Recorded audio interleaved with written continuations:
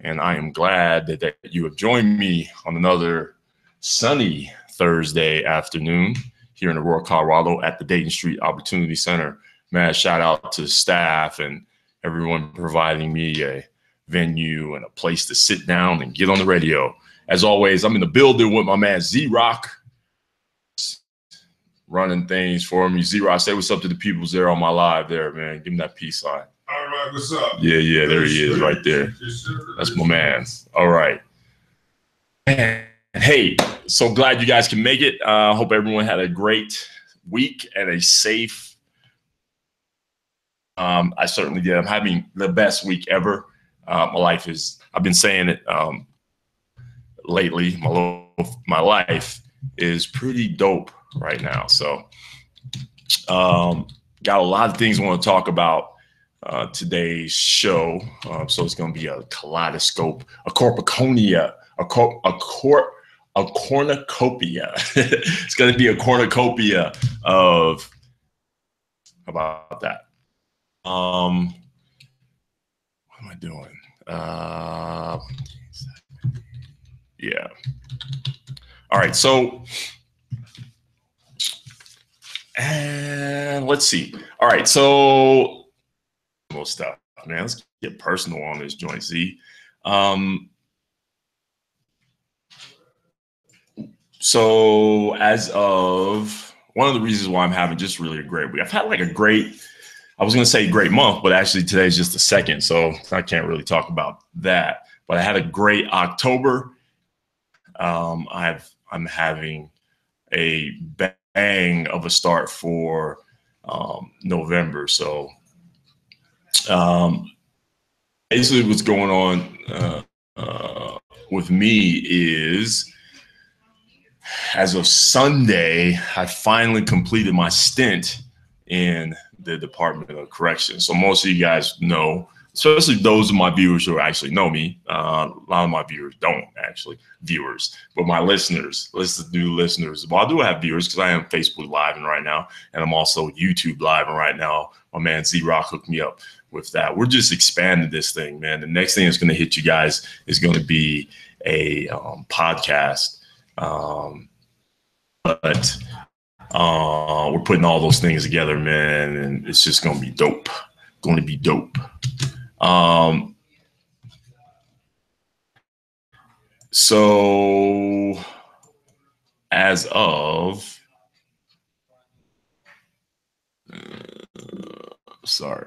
as of Sunday, I was done with these peoples, and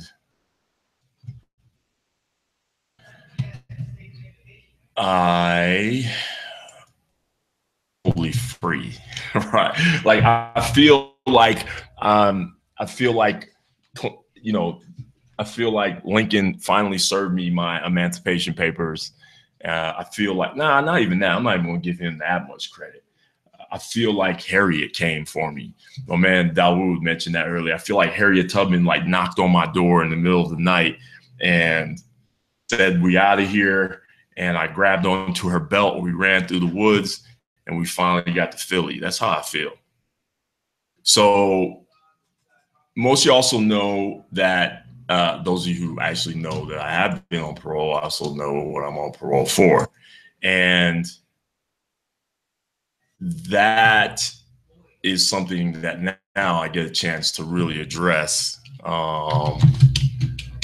without really the consequences of worrying about these people censoring me. Because look, bottom line is I went to prison for domestic violence, and that domestic violence conviction and charges were all false.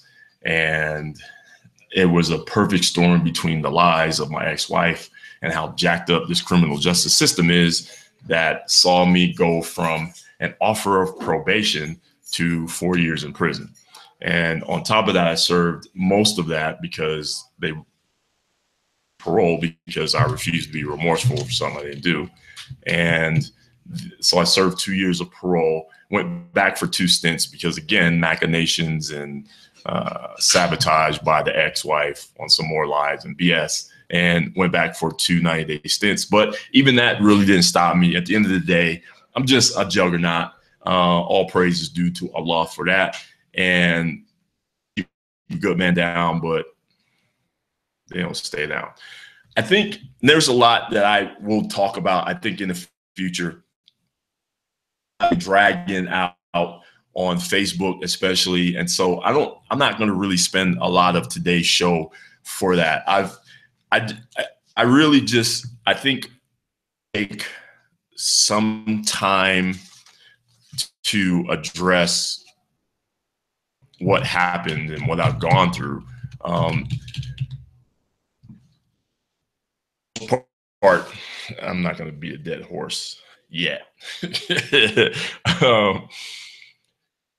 The one thing that from my story, and then one of the reasons why I'm actually going to talk and want to talk about it, is that there's a bigger picture always. Prison in and of itself is obviously a part of my story. It was a part of my story even before I had the disaster that's called my ex-wife.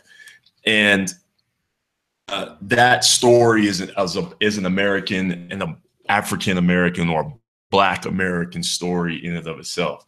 Prison, most of us don't really realize how much of it is how much prison is an extension of the. There's two examples I'm going to throw out at you. One is Rikers Island. Rikers Island is named after, first of all, it was originally named after a Dutch family who bought the island.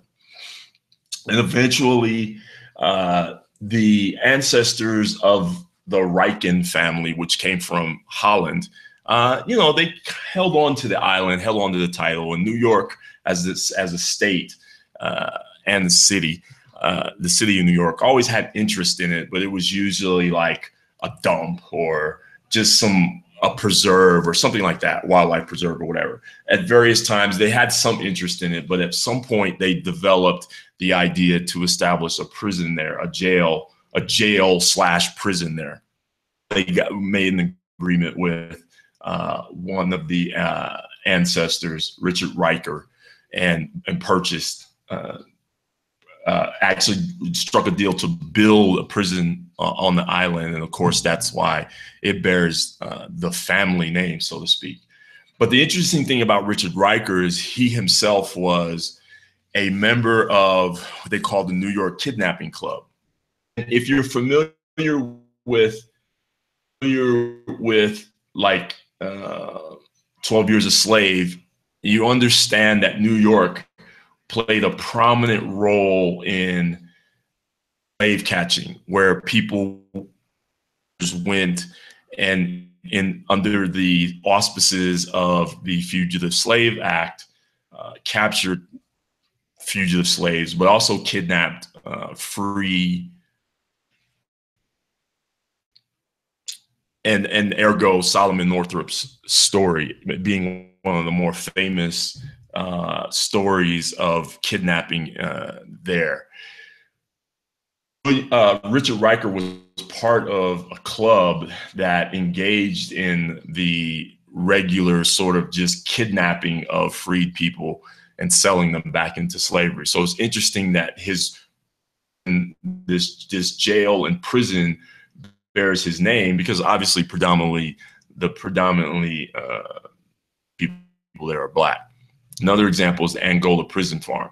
Angola Prison Farm was actually formerly a plantation, the Angola Plantation. And after the Emancipation Proclamation and also then the subsequent reconstruction of the plantation, they were losing money and sold the prison farm. And the person that bought the prison farm was actually a former sheriff. Former sheriff bought this farm and bought the plantation and turned it into a farm. And then what he did was he contracted with the state of Louisiana, because one of the things that sort of blew up at the time was Louisiana's lumber industry. And so what he did was he contracted with the state to provide labor to cut lumber down the river. This became one of the first examples where then became contracted. And also one of the reasons why you see in the Constitution and then also various state constitutions, the caveat of slavery that says that slavery is actually still legal in the case of anyone that's convicted of a felon. And this is why you have hard labor and things like that, chain gangs to this day, because it is actually legal to enslave a person. What we do is we sort of moralistically mitigate that idea by then saying, well, we pay for, we pay inmates. But of course we pay them like 3-4 cents a day.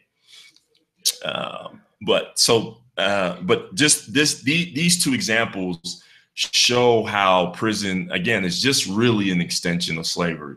I posed to a class about if they thought about in the South what the racial makeup of prison inmates were before the Civil War and then the subsequent emancipation and then civil rights acts and then and the Reconstruction.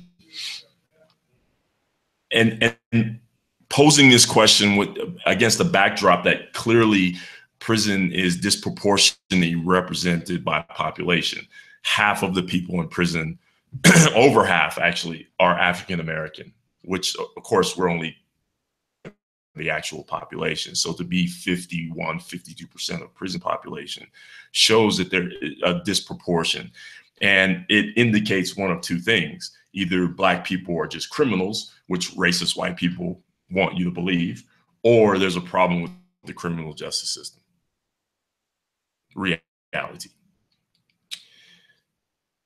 And so posing this question of what do you think the racial makeup of the prison, couple of the students answered and said it's pretty much the same. Most of the inmates there are Black people in the South.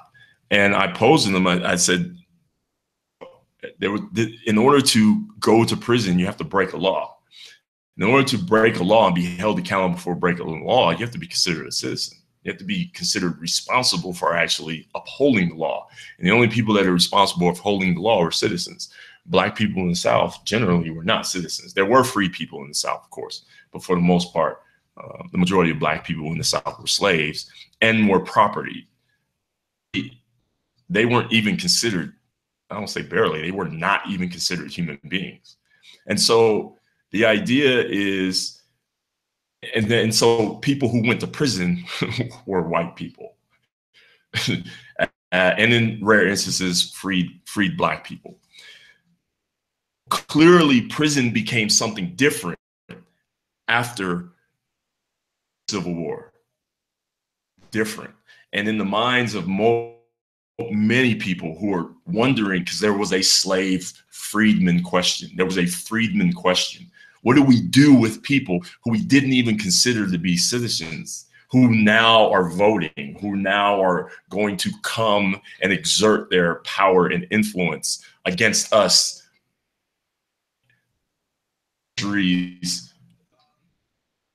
And discriminated against and didn't even consider them human. What do we do? And one of the answers to it was use prison as an extension of slavery and institute laws that criminalize the behavior of free Black people. One of the things that was clearly behavioral, and I'm using that word loosely, clearly a component of life for free Black people was the struggle to find jobs. And so it became illegal to be out in public if you didn't have a job. And then, of course, you passed laws that said, well, only certain jobs were even available. And interestingly enough, those jobs were back on the plantations. So first loitering laws, the first loitering laws were passed in order to snatch up Black people who way to look for jobs or whatever out in public and didn't have a job. And then there were laws that instituted, if you see some of like a lot of our trades have these designations and hierarchies. And if you see the whole idea of master and apprentice, you see the vestiges of slavery there. In any case, it's clear that prison is an extension of Jim Crow. And it was one of the things that was so very apparent to me in going to prison, this return to prison, because I had actually done what most young Black people do, Black males do in this country, go to prison. I did that when I was 19 and was not really aware. It wasn't, I knew it was a bad place, and I made decisions to not go back again. And I did a good job of it for 20 years. But it was much more apparent of what prison really was, and more through observation, but also reading Michelle Alexander's book, The New Jim Crow. She just makes it very, very apparent of how much so that prison is the new Jim Crow, and that prisons are the new plantations. Houston Texans made a comment about you can't have the inmates run the prison. Code, inmate is code for slaves, and prison is code for plantations. Same idea. And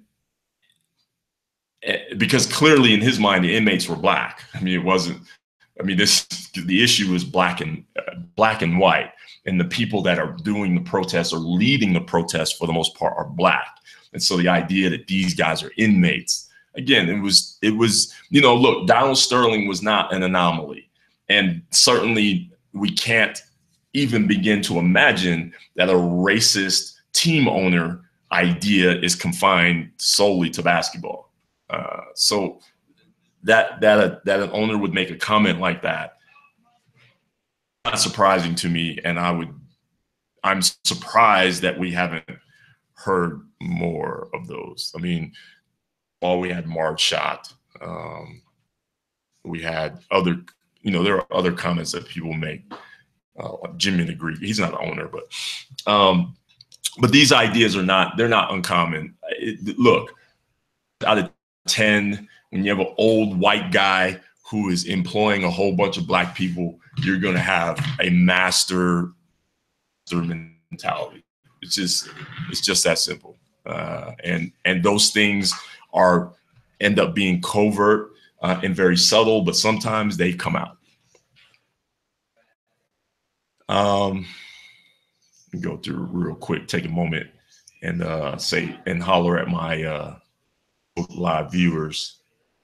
Sharif, salam alaikum, Latifa, Najee, Sean, what's up, family? Who's out there? Adrian, peace out. How you doing, man? Adrian, yo, like you made some really good comments about domestic violence and men going through it. And I am working on an essay, man, I'm going to dedicate to you about that very subject, man. I got these 2 scars right here. As I got being socked up by the ex. And it just made me think more about it. And I figured I'd talk about my own particular incident. So I appreciate you inspiring me on that. Mikael, salam alaikum.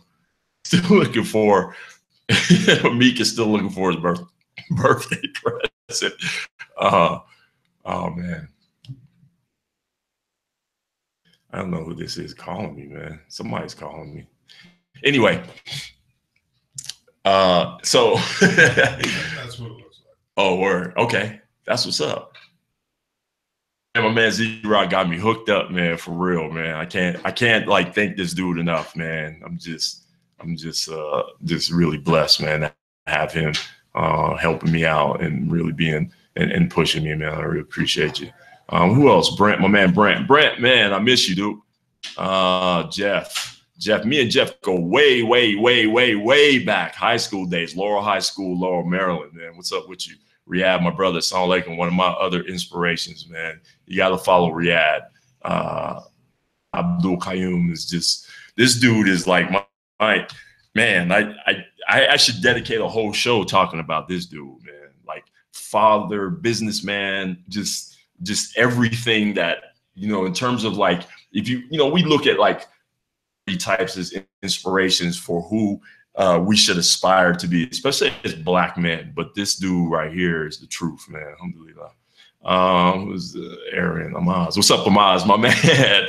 What's going on with you, Amaz? Love you, man. Always love seeing you, man. I really appreciate you. Every time I look up and do this show, you're on here. And then there's Tyra.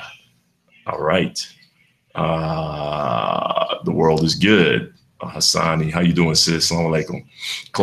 Claudia. Oh, you Claudette. I don't know why, because you got like those long, like beautiful European name, European name. Man, I love that. But Claudia, what's going on? All right, so back to my point. So that's the one thing about my particular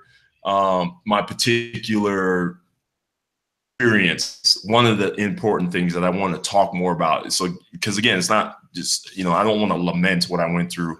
And as much as I have a problem with what happened to me, and as much as I have a problem with my ex, Dominique Christina, it's not about dragging her per se. She needs help that I'm not going to be able to give her. That's for damn sure. And also, so a couple other points too. Probably the most difficult thing about this stint in prison was the time I lost with my daughter.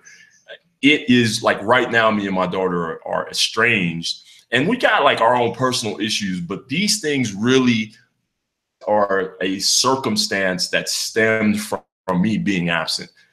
I went to prison. My daughter was 15. So those are like that 15 to 18 is probably one of the most important sort of stretches of time in a child's life. And for my kid, I was absent, and there was a lot of resentment and a lot of frustration and hurt and fear and anger that she's gone through just because I wasn't there, that she herself doesn't even understand. And it all came back when I came home. And things that again, the struggle that we're in right now is a consequence of me being gone. And the reason why I'm gone is not because I did anything. It's straight, the straight, just crazy, insane lies of a very crazy, insane woman. So my time, my daughter, loss of like some really important personal property, because even before I left, trying to get that stuff, my ex was like clear, like, I'm not going to give it to you. I'm going to either pawn it or throw it away or keep it. She probably got a lot of, like, all my tools are probably there, my books. But probably the worst part, honestly, is knowing that if prison is an extension of the new Jim Crow, right? If prison is the new Jim Crow, one of the most disturbing aspects of slavery is the behavior of us as Black people in helping institute it. And so when you look at a plantation and you see the overseers who were in charge, or the slave drivers who were in charge of like labor, and they're Black, when you see pictures and paintings of whippings of Black slaves being whipped, and it's by a Black, field hand who's been put in charge by the white owner. Those types of things are the most disturbing. Speaking of Harriet Tubman, I call it the John Tubman syndrome. When Harriet Tubman took off, her intention was to take off with her family, including her husband, John. And so she revealed her plans to him, and his reaction wasn't just simply fear. It was, if you do this, I'm going to tell. You better not escape, and you better quit talking about it, because if you do, I'm going to go tell the master. This is her husband, yo. You know what I'm saying? Like, this is, and so it's an early so it's also an early example of what we see now in terms of relationships between men and women, especially African-American men and women.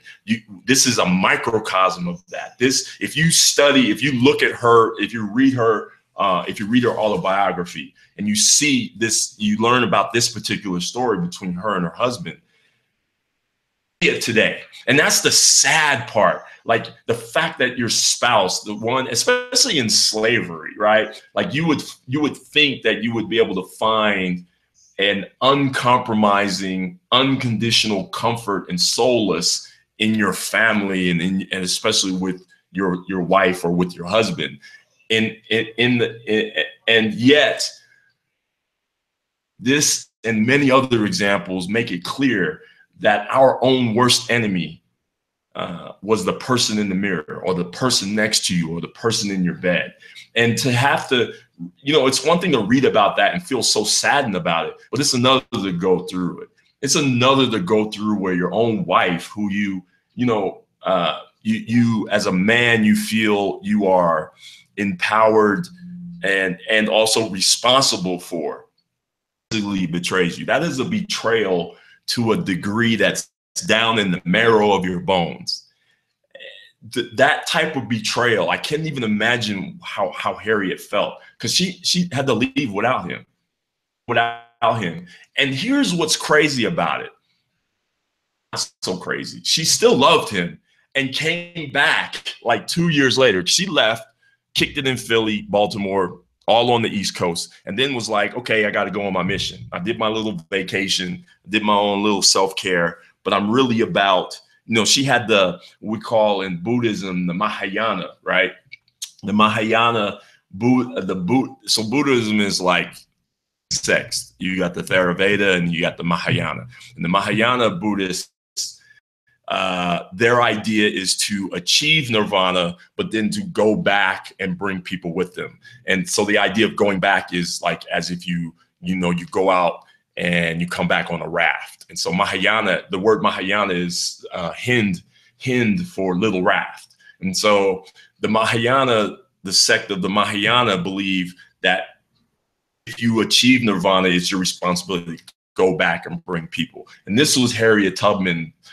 She probably knew nothing about Buddhism, but this was like, she's the epitome of this Mahayana idea. You also see this idea in Sufi Islam, where many Sufis achieve this closeness and this understanding of connection that we all have with God. And instead of rushing to that connection, they believe you have, some Sufi tariqas or paths that believe that your job is to come back and bring people with you. So that was Harriet Tubman, a Sufi Buddhist, right? A Sufi Mahayana.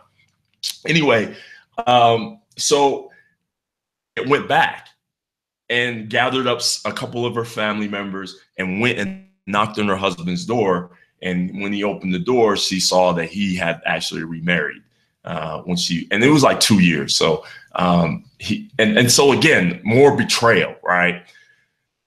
It's just it's a sad thing. It's a Sambo-like thing that we do. We do it today, where we are so interested in and bringing down and cutting down each other because of the familiarity that we have. We will decry the racism of white folks, and we hate Donald Trump, but we will go and sell drugs to each other. The reality is that black on black crime is a problem, not because it's prevalent or it's so, so statistically wide ranging. It's no more than white on white crime. The fact is that if you understand who you are, right, and you understand that at some point you considered human, then to recover, you have to then look at that other person who has the same skin color yours and be like, I have to respect your humanity, so much so that the last thing I'm going to do is kill you, or the last thing I'm going to do is poison you, or the last thing I'm going to do is, because I'm angry or disappointed or hurt by you, is to call the police and lie on you and then send you to prison and then keep doing it and keep doing it. Because then, that is a level of betrayal that our Samboism, if you look at it, it stems from psychosis. It stems from what you go through as a human being when you've been dehumanized. Then your mentality is going to be abnormal because you've been treated abnormally and conditioned to an abnormal type of life. And it's sad to see that, peace, Umar, assalamu alaikum. It's sad to see that continues today, but it does. I mean, we are still living in the aftermath of slavery, living in the aftermath. All of us, black and white, yellow and red, we are still living in the aftermath of our racist policies and racist culture that is predicated on white supremacy. That's still what we're doing, and we have to be honest about it, and then we have to be clear about overcoming it. We cannot look to each other as black women and men and say it's okay for me to send you to prison, any more than it is okay to say it's okay for me to punch you and it's okay for me to stab you and rape you and rob you. None of those things are okay. And we have to start somewhere. So I'm going to try and do that with my own life because I have gone through it. I don't intend on being bitter and vengeful. That is not the destiny that I see for myself. In that vein, I really want to give a shout out to a lot of the sisters, man, who have called me and texted me and DM'd me, and just because, look, let's be clear, I've been dragging Dominique big time in social media, and I am clear about doing that. But trust me, this is not going to be a job and not something that I'm interested in as my way of life. And I can't really say I'm dragging her. I'm just being honest about what I went through and what I feel. And it's not pretty. And sometimes I'm just being an asshole about it. But, I got 3 years of loss to make up for. So anyway, let's talk about some other stuff, man. We're going to move on from that there and talk about, we're going to talk about Yo President. Take a swig of my cream soda. My family, including a couple of my ex-wives, are already always on me about drinking water. I do actually need to drink more water. I actually do drink more water, but I got this kidney disease that really kicked in when I was in the joint. Another amazing blessing about going to prison. And I always tease them about the first ingredient of, if we look on the back, water. It's carbonated, but it's still water. Anyway, all right. But I have cut down and I have increased my water intake, which is, I don't know about you, but if any of you suffer from like sciatica or that lower back nerve pain, but I hit on the fact that a lot of times I'm dehydrated because I'm pretty active and I wasn't drinking enough water. And as soon as it started increasing my water intake, my sciatica, like almost to the point where I feel it and I chug some water, it's gone. And maybe that's just my crazy body, and the body is an amazing thing, but I don't know, maybe, maybe some of you guys can relate. Like, just try it if you have that issue. Slam some water down if you got that sciatica, and let me know how it feels. All right. So President, Yo, it's had a bad couple of weeks, right? Like, it's been like, okay, so, and we're going to talk about the New York shooter, but I swear to God, he was happy that happened. Oh man, he was happy that happened. But even that hasn't seemed to, I mean, it was a quick distraction from his bad week with Mueller's investigation and Manafort's charges and blah, blah, blah, blah, blah, blah, blah. And now we've got this increased call for impeachment. But he's still,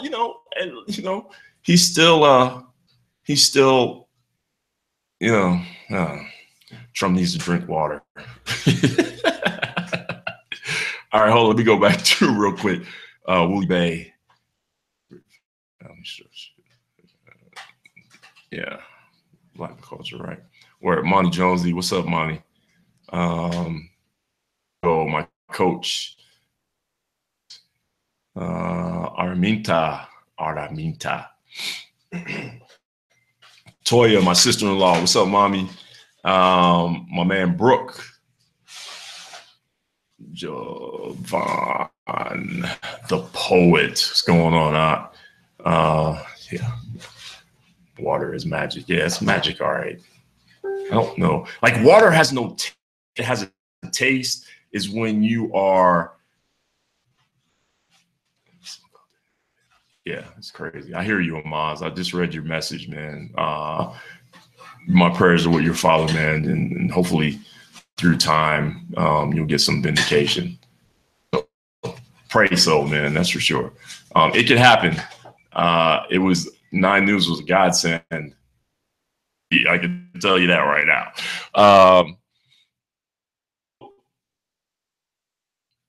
One of the things that's popped up, like I'm clear that Trump has an agenda, and most of it is just to peel back Obama stuff. That's pretty much like there's not much that he has in terms of, okay, here's what I'm going to do and leave behind as a personal. Yeah, Adrian, I hate water. Like there's no taste. It's like it tastes like nothing. Like it's not enjoyable. It's like you have to. It's a carrier beverage, right? You have to put something in it. Like it's just. I don't like clearly when I'm thirsty, the water is the next best thing. If you crawl through a desert, yeah, you're going to drink water. But it's just the idea of just drinking it regularly and, getting like a big ass gallon and then like you can't drink. No, I need something in there, man. I need something fruity, right? It just all right. Anyway, sorry. That's my diatribe against water. Anyway, yeah, I have an ironic relationship with water because you need it, and my kidneys need it because they have shown me that they are rebelling against the kingdom. But at the same time, like I kind of feel, I think I empathize with diabetics who are hooked on sugar, right? Like if you eat that cupcake, you're going to lose your foot, but damn it, you're going to eat it anyway, right? Like, okay, I'm going to go blind in one eye. I'm gonna go blind in one eye, but that creamy chocolate. Just like I'm just gonna. I'll just see out of one eye. I got to. Anyway, but I'm not playing. I really am not trying to play that game with the kidney. So, okay. So one of the things that Trump did that I thought was really dumb, because again, I'm looking at. And even if he stays on this program, there's a modicum of success for him, right? Because he was a successful campaigner. So all he has to do is really survive to the next campaign, and along the way, do things that are campaign-like. Lemon and cucumbers. Z-Rock. Okay. Okay. No, forget stupid alkaline water. Only alkaline water that I would drink is like Zam. That's it. Okay. I might do that lemon thing. I might do the lime thing. What is lime better? Have you tasted lime okay. All right. I'm going to try the lime thing. I'm going to do that this week and then I'll report back. But okay. So Trump, so that's what he needs to do is like be campaign-like. So, say stuff that gets people riled up. But in terms of doing things, he shouldn't do much. One, because he's proven that he doesn't anything. But by doing stuff, he also exposes himself as inexperienced and novice. And one of the things he did, and he has to do as a president, is make appointees, right?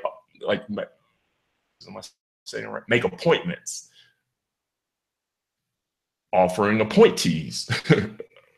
Okay. Anyway, so he picked chairman of the Federal Reserve. His pick for chairman of the Federal Reserve. And it's just some no-name dude. I don't even remember his name.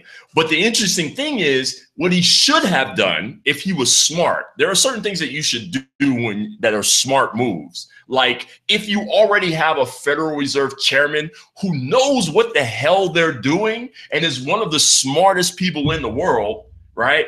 and especially smart in terms of economics, then you just don't, reinvent the wheel. And if it's fixed and running, you don't throw a monkey wrench in it. But then again, that's what we did as Americans when we voted for Trump, right? So anyway, but so he, by putting in a new Federal Reserve chairman, he passed over Janet Yellen. Janet Yellen, if you're just, Janet Yellen is kind of, if you know anything about her, you get nothing but admiration. Real, quite honest. If you just listen to her, first of all, if you listen to her speak for about 5 minutes, what's going to happen? You're going to be engrossed, and you're going to go and learn stuff, or you're just going to be bored as hell because she's, talking about economics.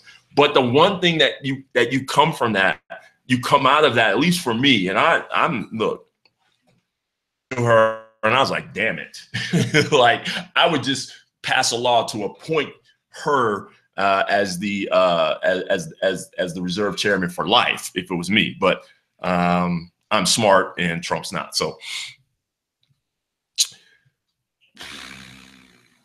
what else? What do you think about this Russian meddling in Facebook, Hassani? Let's see. Anything you add to water takes away from its benefit. I know. Okay, so that is true, and that is crazy. So Hassani's making the point, and this is what's crazy about water. And I'm going back to water real quick. But it is amazing. It is amazing that you take water that's a benefit, but if you add something to it, it's official. Like that sucks to me. Like it's different drinking like cream soda, which I feel was like divinely inspired. Like the recipe for it, it just was nothing that we could have ever come up with. And God was he like made an angel cry into a cup, and then he gave it to us, right? But it is, I will admit that cream soda, a cup of cream soda compared to a cup of water, like your body will absorb every bit of that water, pretty much, right? Like will absorb it all. If it's too much, it'll pass it through your urine, of course. But the cream soda, like most of it is gonna pass through your urine because your body's gonna be like, what the hell is this? Like I hate that. But I think that's God, right? I mean, God does things to play with us. I mean, clearly. He makes this wonderful, delicious beverage, and then like it ain't so great for us. That's just bad. Whatever, Hassani. No one asked you. Anyway, I love you. Sorry. All right. So about this Russian meddling with Facebook and how I think it's creating a whole other line that is obviously going to connect somewhere with. I'm not surprised that there's Russian meddling on Facebook, and I'm not surprised that there's any of us have seen ads that were Russian ads and somehow bought into them and somehow had our thinking affected by them. Not surprised at all. So I wonder how much though we've seen. Like I wonder how much I've personally seen and said, oh yeah, that's poignant, and then that happens to be a Russian tinkering. But look, here's my thing. What we do. If you think that there's something that we are not doing, you would be sadly mistaken. If you went to America right now, you're going to see some American meddling with some Russian stuff. Trust me. Yeah. Okay. So, and that's what I'm going to come to, Adrian. All right. So that's one thing. So I just want to get your thing. Okay. So I beat up on Trump a lot, right? But I worked as a political strategist and a pollster for several years, and I worked for Clinton as president, and I worked for Obama when he ran for president. A plethora of candidates, even Anthony Weiner was like a client. So anyway, so I'm just bragging about my experience just to say this. I have learned to maintain an even keel viewpoint of politics. So while Trump represents one house, I don't any other house. I loved working for Obama, and I love the idea of working on the campaign of a black man who was running seriously in contention for the presidency. And I knew it was going to be historical. I was actually like, when I talked to my peoples about it, like Carl, my man Carl asked me about it, and I was like, man, this dude ain't gonna win. And he was like, dude, like this, at best it's historical, but I think he can win. And then I went and watched this DNC speech from 2000, and I was like, yeah, he can win. Anyway, but I mean, Obama's had to be a politician. And when he came into office, there were a lot of things that he said on the campaign trail that did not come to fruition, like Guantanamo's closure, yada, yada, yada, yada. And I knew it wouldn't be. Look, you say things to get voted in, and then you hope to do stuff when you get into office. But for the most part, that's the game. Both sides play the game. In this election, GOP made a mistake by having a clown car. He made a mistake by that Hillary could ride the coattails of Obama. Bad mistake. Her PR was so dumb, especially in the beginning. It was like they made her out to be the grandma who can give you the good advice. And I'm like, we're not going to vote grandma into the presidency. Grandma can go make me cookies, but she sure the hell is not going to be sitting in the Oval Office. So they realized that, then they had to switch it up. And then at the end, she became anti-Trump. Then that meant that there's no such thing as actual Hillary. Like, we don't know who you are. And then we were like, well, then if I don't know who you are, I'm going to guess. And your last name is Clinton, dude, and with your suits and you're androgynous. So really you're kind of like any other politician, and any other politician is not what I want. Hillary has shown us, though, the genius of Hillary, and I think her strength was that as a woman, she was like any other politician. She just didn't learn how to actually make that create that that message to her advantage. This is a woman who went into our Congress totally she went to New York and got elected from New York. It was like, I'm just going to move here and then run for Congress and get elected, like, over New Yorkers. That is a stroke of genius. And she should have taken that chutzpah and those balls that aren't hers and been able to say, I'm going to make a better president because of that thing. But she failed in that. But she has shown us that she is like every other president. And in one of the latest things that came out with Donna Brazile, who's a DNC strategist, longtime strategist, her campaign and she herself was in collusion with the DNC so that basically she could just run the field. And so somebody like Bernie Sanders, this is why, look, I was telling people, Bernie Sanders doesn't have a chance in hell. I don't care what you say. And there were two reasons why. One, I knew Hillary Clinton enough to know that she's going to facto candidate for the Democrats, but not just because that they were going to do stuff to make sure that was going to happen. And now we're finding out, yes, they created agreements to give her the reins of the DNC. The other thing, the reason why Bernie Sanders was not going to win was, it was Doc Brown, like Doc Brown and Larry David roll into one, and that no, like it was too comical in comparison to somebody like Trump, which is saying a lot. Too comical, and looked and said experience. Who has the experience? Guess who had the most experience? Politician. So as much as he was talking about he was a maverick and he was going to shake things up, it was like, nah, really? You've been in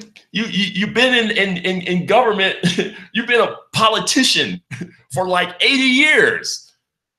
So you're really part of the problem. And now we're supposed to think bad hairdo and you don't wear a tie, that's somehow you're different. We weren't buying it. We showed that. But you didn't know this because a lot of that polling was private. So anyway,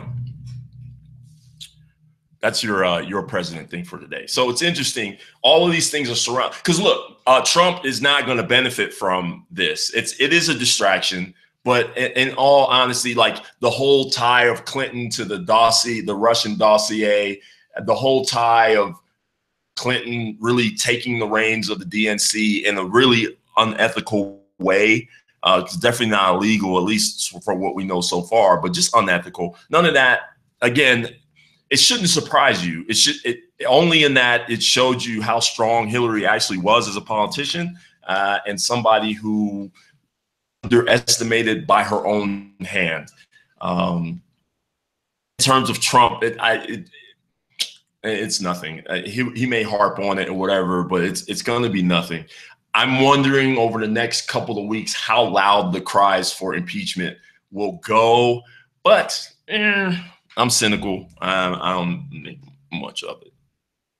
All right, let's do some entertainment stuff, man. Yo, okay, so you guys, so let's go through some stuff.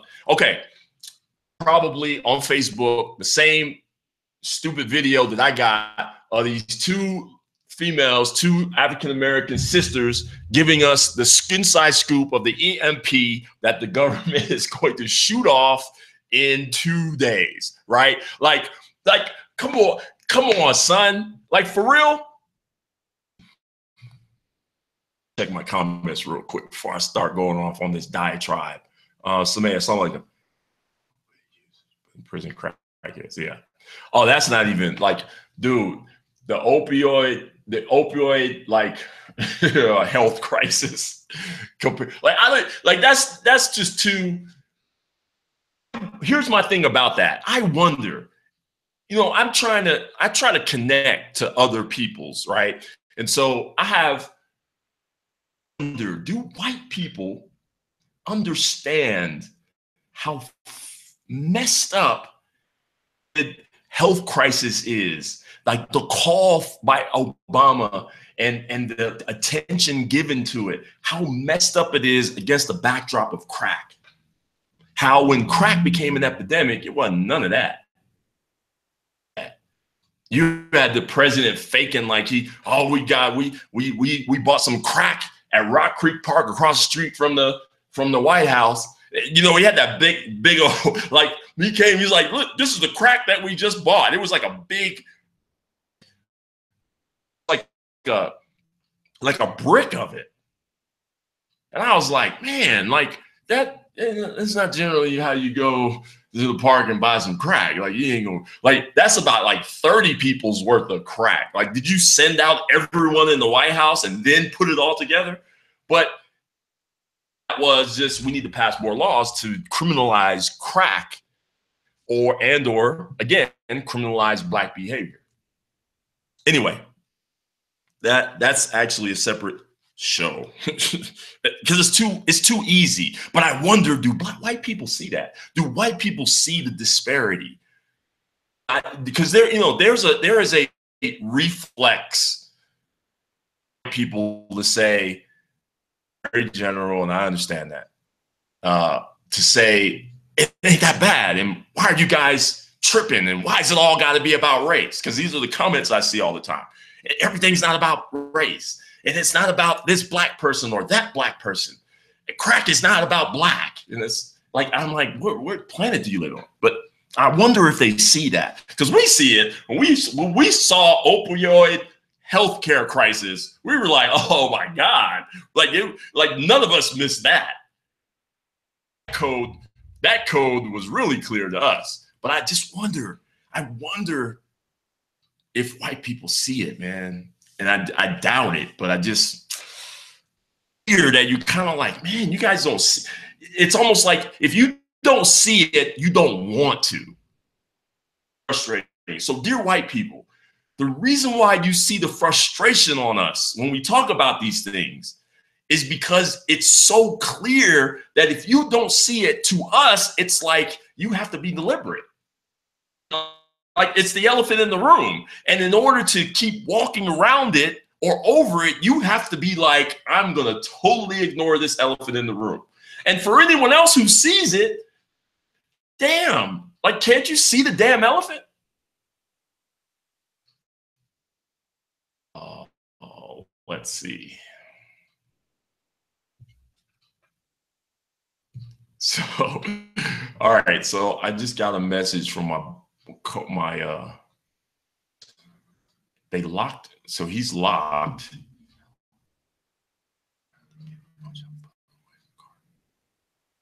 Now,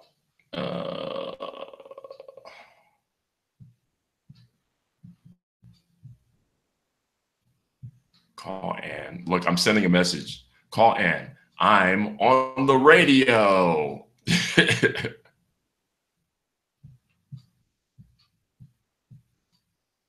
All right. Wait. Sorry about that. Okay. Work is never over. I'm gonna tease my boy Felipe though on it. Yeah. Okay. So the EMP. I had to like tell people, stop sending me this crap. Like, please do not believe that there's an EMP that is going to go, EMP meaning electromagnetic pulse. There is no EMP that is going to be shot off. Even if you believe the story, if you read the story, it didn't say that an EMP was going to be shot off. So here's the story. The story is that these two women, and it's actually not just them, but this is what's going around on Facebook at least. These two women, I don't know who they are. They don't say who they are. Don't know where they're from. And the people who sent it to me don't know who they are or where they're from. They got it from somebody. But ultimately, these two women who have no connection to any one of the 12 people that sent me this crap, it's like, I'm like, okay, look, there's some stereotypical stuff that we all buy into, right? So stereotypically, if I see two around the way girls, right? If I see Shaniqua up the block, her best friend Tamara, and that's Tamara with an apostrophe, right? A-M apostrophe A-R-A-H. And then that last A has a Shaniqua up the block and Tamara, generally not that they have inside information from the government about some government operations that I don't have and have never seen, or that even like the guys that we know that are conspiracy theorists don't have. That's just, it's stereotypical, yes. But I promise you, generally, I'm just generally not going to believe it. So when Shaniqua and Tamara create a video and then reveal to us that on November 4th, we better be careful because the government's going to shoot an EMP off. And I'm like, you probably can't even spell electromagnetic pulse, and you could not necessarily explain what it is, what generates it, and what is the effect of it, but yet you're going to give me a video that says we got to be careful and you're telling the truth. Like, come on, yo. And why are my people sending me this stuff? I'm looking at this same thing, like my little sister, man. I love my little sister, man. She keeps sending me this BS about, like, if you forward this message, you're going to get paid. Try it and let me know. And I'm like, who are you? First of all, I don't even know who you are. And second of all, like, how? If I forward this message, can you explain to me who is tracking it and how? And then how are you going to pay me? Because you don't have my bank information. You don't have my email. You have know nothing about me, but I'm just supposed to forward this to 30 of my friends, and those 30 forwards are going to get me $200 each. Like that, like, and I'm looking at my sister like you believe this? Like, how? Like, I raised you, like, you're not dumb, so why are you sending me this? So then I'm thinking, well, maybe you're hacked. You're clearly hacked because nobody in their right mind is sending me this. And then 10 other people send it to me. And I'm like, oh my God, because everybody's being hacked, because there's no way in the world that they're deliberately sending this crap out. And I literally would be like, hey, yo, change your password, yo, because you got to be hacked because you're sending me some BS. And they'd be like, no, I sent it. Oh, like I'm almost about to unfriend you, man. Sorry. Like I'm about to unfriend you because this doesn't even make any sense whatsoever. If you read the story of the EMP, it says that the government is going to have a simulation and that they're going to simulate an EMP attack. Now, what that means, everything but an actual EMP like being unleashed. That's what it means. Because simulate an attack, like firefighters simulate fires all the time. I mean, they go around setting buildings on fire and then warning the neighborhood, hey, we're going to set this building on fire and we're just going to do it. But I'm just saying, like in our neighborhood, they simulate it to go to an abandoned building, or they go to a warehouse and hey, can we use your blah, blah, but you don't come back to a burnt down building. The government simulates tests all the time. When you get that beep, and then this has just been a test. That doesn't mean that they actually like, let's set something, let's set a wildfire, or let's set a bomb off in the middle of the city, and then our emergency broadcast network will work. Like, come on, yo. Like, to the 12 people that sent me this thing, man, yourselves. Like, you can't be that dumb. You can't be. And if you are, please stop. Like, reading is fundamental. Go to the library and get a library card and spend more time there and not on the computer. Like, open up a book and read it. I promise you that will alleviate you of this disease of, I got to forward this BS. That's a disease. I got to forward this BS. If you are forwarding in this stuff, stop forwarding it to me, because I'm going to start dragging y'all. I'm going to start like naming names. Names like, yo, man, people just sent me, Bill Gates's email thing. Bill Gates is going to pay you. Like, come on, man. There's going to be no EMP attack. And I'm going to holler back at you 12 that sent me this crap to me on November 5th or the evening of November 4th, because y'all tripping, yo.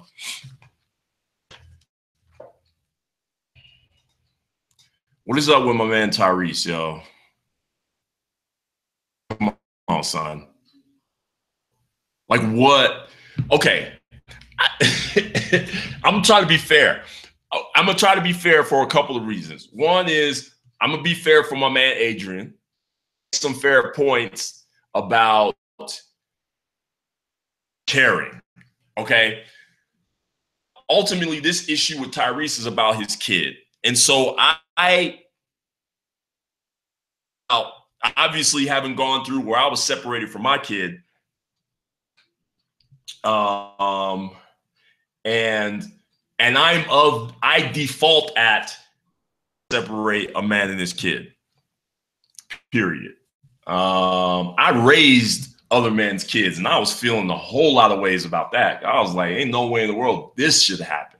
Like, you need to come get your kid. I feel like at a certain point, a kid should, if the parents are not together, the kid needs to be with the father. That's just me. And this is not even an argument. That's just how I feel. And I think it's even more imperative when that father is black.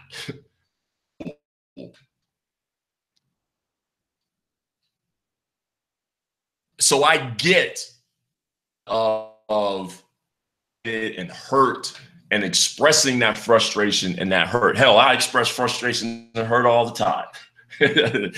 Today, I'm sure I did it. And if I didn't, I'm going to do it before the day is out. Our minds. But what you're not going to see me do, not going to see me ball out, a ball, B-A-W-L,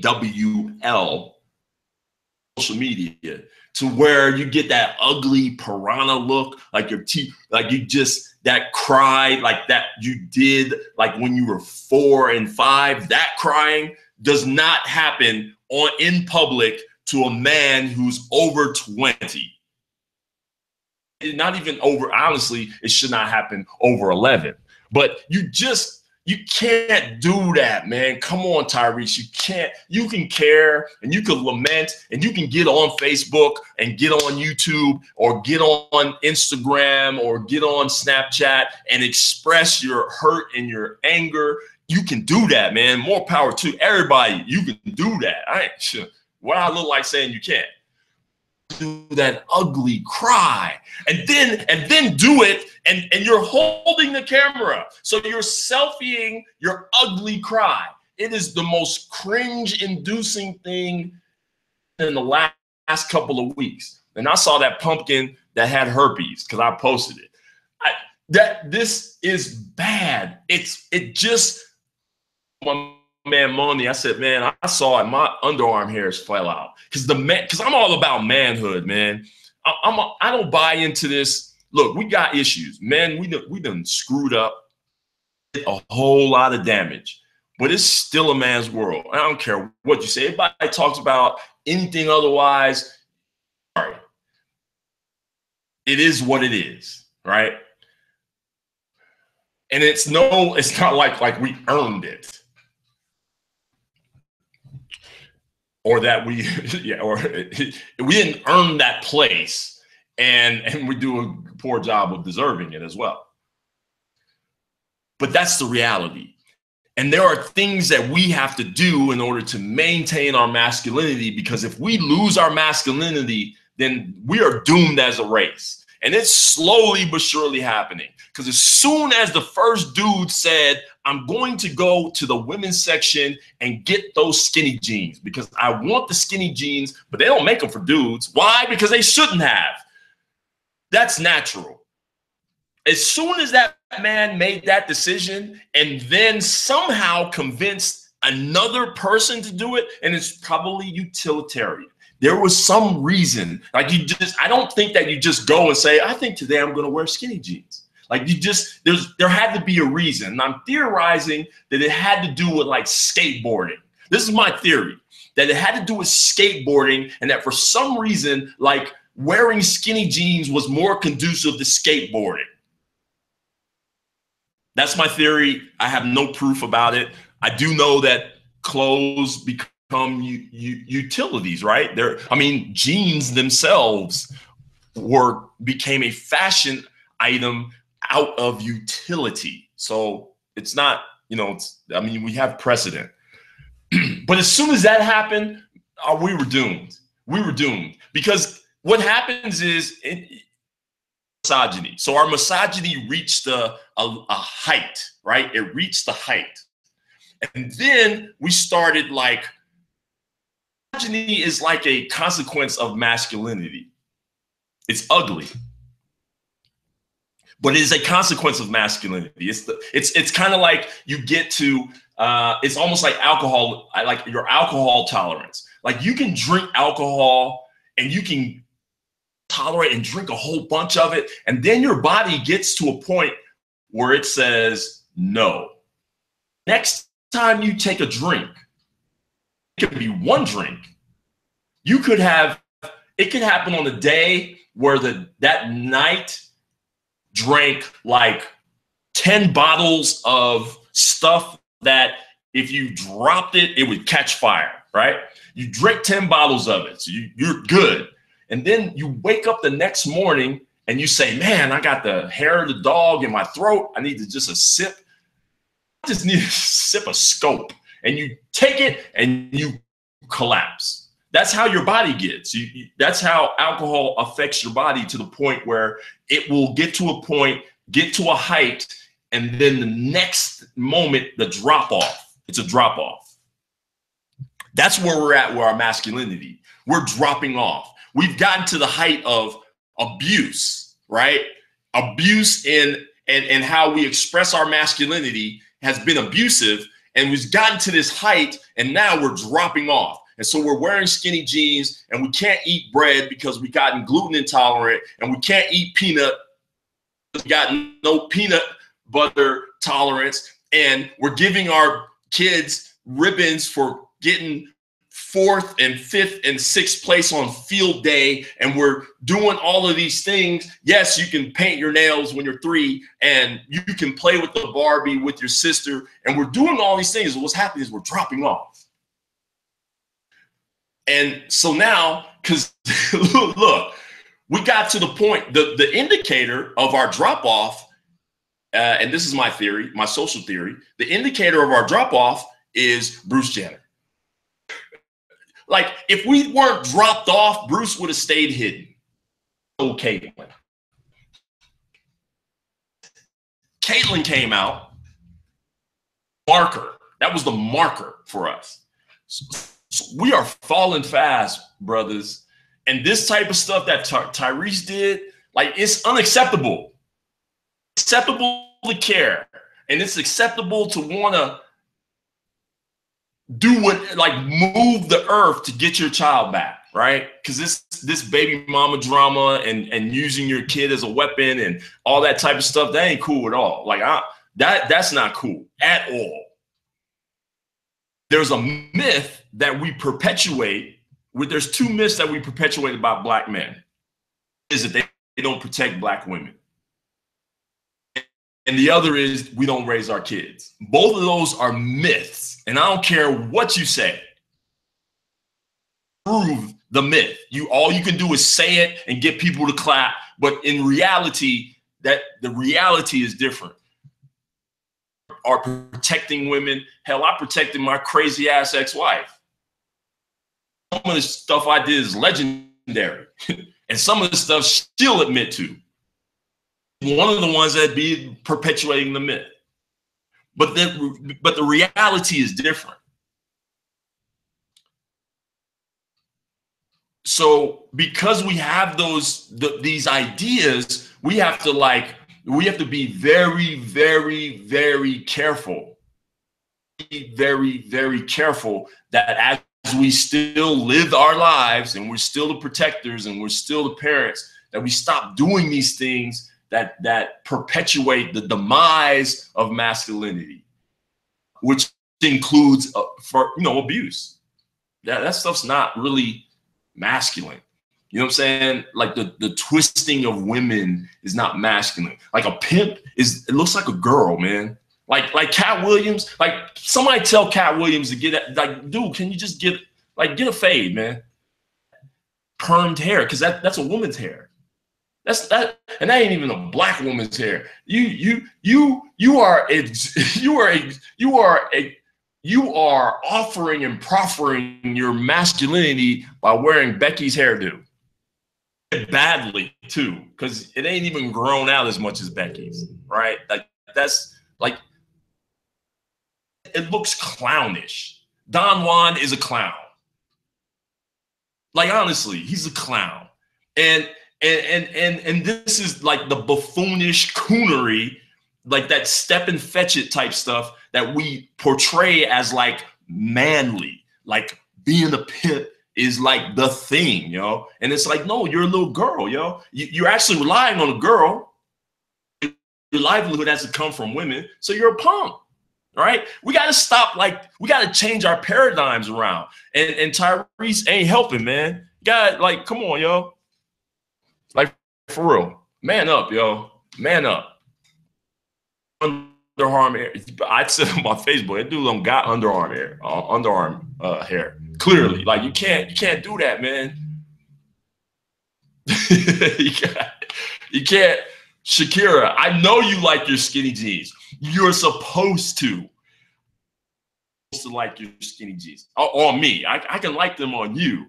I'm not supposed to borrow them, okay? Like we're like this ain't no.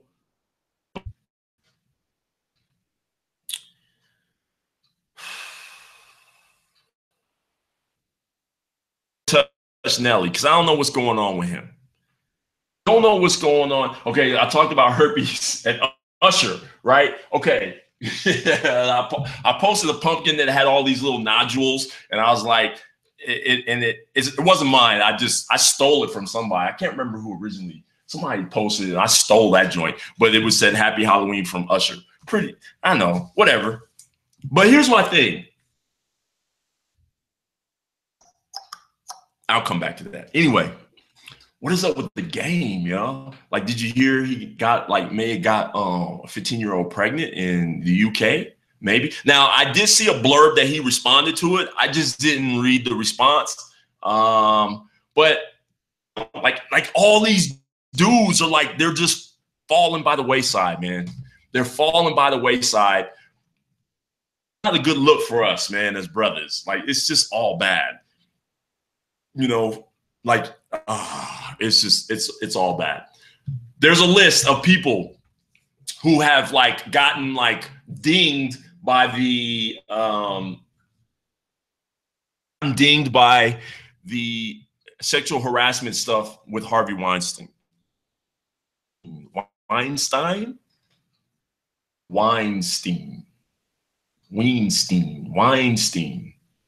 Harvey Weinstein. Somebody tell me. All right, because I've heard it like different times and I don't remember. Cat does need to cut. Yeah, dude, like, come on, man. Like, really, that hairdo, like that perm hairdo. Again, the perm for men, black men and black women, was always about imitating white of beauty, white standards of beauty, right? Their hair is straight. Let me straighten my hair. Let me conk it. Potatoes and put this stuff on till it catches fire. But you know what? I'm gonna look like Clark Gable. We still do it with that perm and the weave and because there ain't nobody weaving in dreadlocks. I mean, well, they are, but I'm talking about in general. Like, a weave is generally not an afro, right? Like, it's straight. Is that, or are they demonizing the black man? Is it that? Good question. Could be both.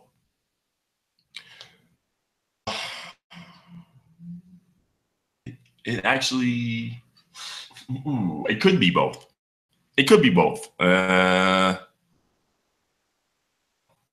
a good question, man. Weave. Maybe because it does wipe out who you are when you try to imitate someone, right? Like, anyway, sorry, that was an aside by my man Adrian. I appreciate that. So there's a list of people who and this is more entertainment stuff. So again, part of the problem with this stuff is that it's always under the backdrop of entertainment. And it's like, yeah, but we see that stuff every day, like on the street, right? But I'm going to go down the list real quick. Roy Price, head of Amazon Studios, accused of sexual harassment by a producer. Andy Signor, creator of Screen Junkies and the Honest Trailer series, accused of sexual harassment by 5 women and fired by his media company that he worked for.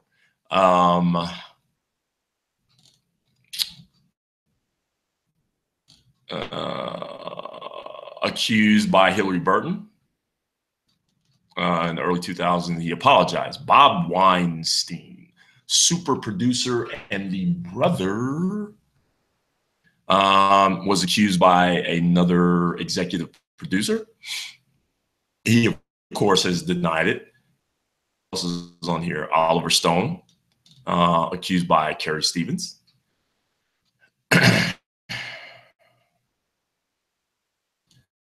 Let's see. James Tobag, don't know who that is. Lockhart Steele. Mark Halperin was a reporter. Let's see. NBC and HBO, Andrew Kramer from Lionsgate, dropped by Lionsgate, Eli Wiesel, Nobel Prize winning author and human rights advocate, groped a 19-year-old, 1989. He's dead though, so it does kind of matter. Twiggy Ramirez from the band that he was with, Marilyn Manson.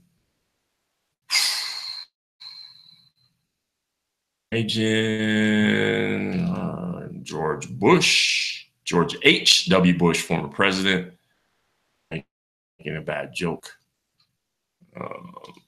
Kevin Spacey, of course, we all heard about Jeremy Piven. We all heard about Dustin Ratner. Brett Ratner. We just heard about the director of Rush Hour movies, Dustin Hoffman. Like, they're just falling and coming out. And none of it is surprising.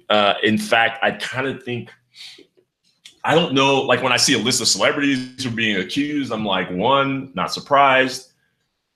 Sure, maybe a few of them are false accusations. Don't know, but it's not surprising. It makes me think of, yeah, but what about the secretary at the office, at the DMV, at the post office? What about, at the call center? What about, like, that stuff's almost everyday stuff, right? I mean, it's too prevalent, and it's in an atmosphere allowed for it, and almost institutionalized it. I don't know. Yo, did you hear this story about Brianna Brochu and Jazzy Rowe? Bro, something. This was the girl who was dorm mates. Jazzy's African American, Brianna is white, and Brianna decided that she was going to harass her by rubbing her tampons on her backpack, by putting her toothbrush up her butt, etc., etc. Like, and then, like, when I guess, like, okay, she went on the campaign, and then when she was successful, and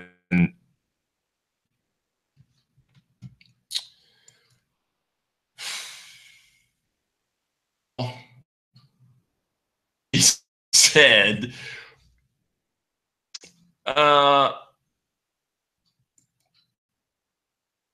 part of me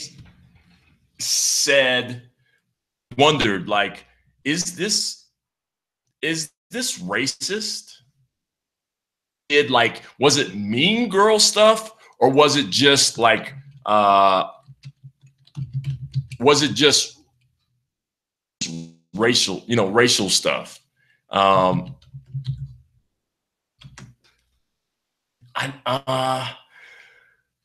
don't know. I don't know if Brianna, because she made comments, what she called her, like a Jamaican Barbie doll. And again, I'm like, okay, was that racial? Was that meant to be like, okay, it was racial in a sense, like Jamaican is not a race, but clearly like racial connotation to it. Because generally, when you say Jamaican, you don't generally think like everybody in Jamaican is black except for like government, like the government leaders, they're all white. But Jamaica is like, it's like DC. It's like DC. But when you say Jamaican, you generally think black people. So I don't know. I was hesitant to make the stretch. But I wonder why she had a problem with this girl. Now, I guarantee you they're going to ask her, like, did you have a problem with this girl as your roommate?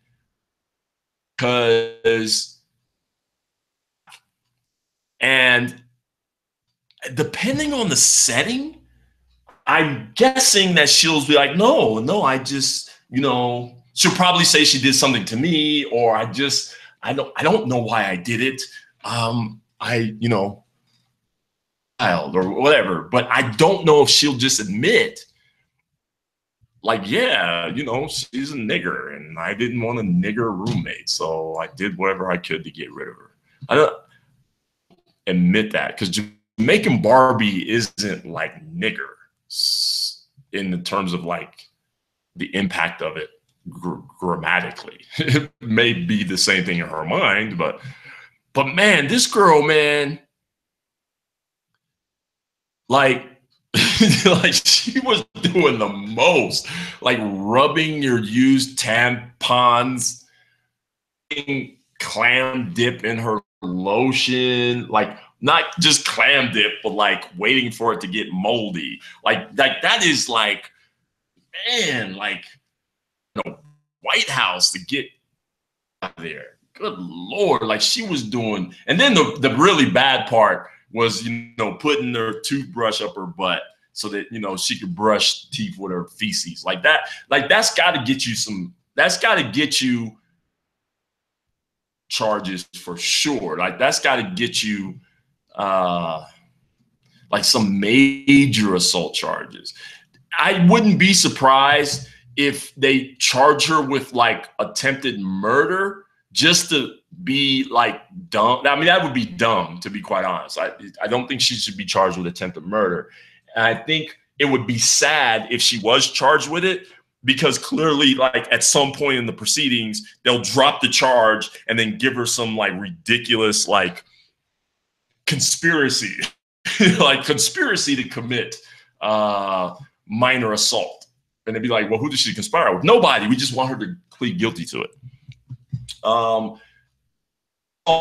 Though, like for sure, and should be a high level assault. But man, that was like, this girl was doing the most. And I'm sure like now, like a lot of her friends are like, sick. I wonder if this was an attack from her. Like she is a walking biological weapon, yo. Like for real, like anybody, like her, this is all bad. This is all bad. Like I just, man, what is going on? Like what is going on? All right, moving on. We got to talk about John's real quick. Okay, so all right, so the dude, I'm feeling some sort of way about the Papa John's thing, right? The dude won't, I don't think she'll admit to it either, Adrian. Who's on here, man? Corey, what's up? Sheldon, my sensei, how you doing? Good to see you as always. Mama, Joy. Who's on here? Samantha, it's on like I don't think I hollered at you before. Debbie, Deb, what's going on, mama? All right, so Papa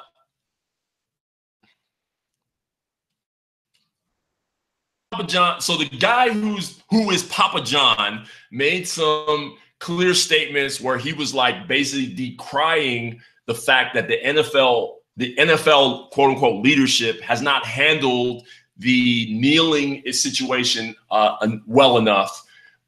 The bottom line is because he's losing money,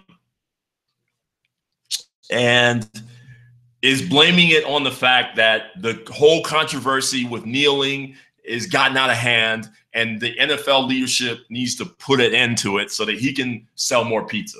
The reason why I'm feeling some sort of way about this is I love Papa John pizza. Now, I'm not a foodie. Can't like, you know, you can't like say, I won't get into a debate about what's the best pizza sauce or you know, like restaurant pizza. Restaurant pizza has nothing on. Restaurant pizzas have nothing on like your local deli. Like you can't. We won't have those debates. That's not even debatable. But like between like Pizza Hut and Little Caesars and all of these other, you know, Domino's and all of that, I like Papa John's better than all of that. Maybe like Pizza Hut second, but I just love Papa John's pizza, and I love the fact that it comes with that garlic sauce, and you dip because now you can do something with the crust. Like now you can do something with it, right? You can eat it. Like normally you just eat the pizza and then the crust, just throw it in the thing. But now you can actually dip the crust in the butter, and it's just delicious. And the sauce is actually pretty. I like it. I like it. But now I gotta just give it up, man. Dang, bro. Like I get that you're mad that you're losing money, but again, this is just that, like, are you so out of touch? Like, are you so out of touch, yo, that you would basically just stuff like this because you truly believe that these black people are out of line? Like we just believe that these black people are lucky to be making money, and they all they're doing is playing a game, and they should just shut the hell up. We don't need them to make political statements. They just need to shut up and play football and salute the flag because Muslims. Like that's like, we can't really think that, man. Like, come on, yo. Come on, we gotta be smarter. Like, honestly, we gotta be smarter.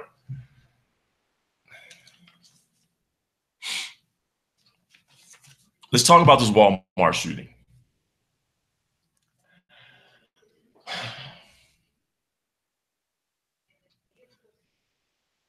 Where is dude? Right? Like, where is the Walmart shooter, first of all? And